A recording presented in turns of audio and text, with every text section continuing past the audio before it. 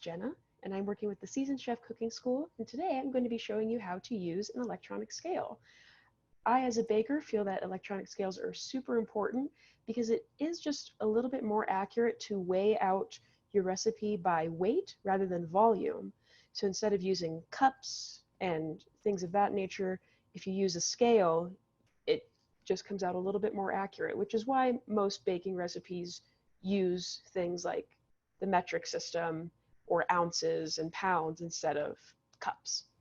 It also just works a little bit faster, and we all want to get to our baking treats a little faster, right? So let me just flip this camera around for you so you can see what I'm doing here. All right. So as you can see, there we go.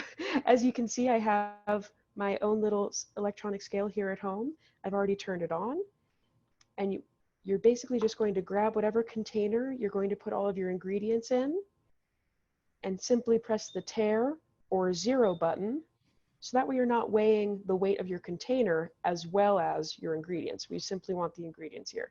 In this example, I have some baking powder, and you can weigh it to whatever the recipe calls for. Now, for most baking recipes, you can combine ingredients in the same bowl to save on dishes, as long as it all goes in the same step of that baking recipe. So say this recipe calls for baking powder, sugar, and flour all to go in at the same step.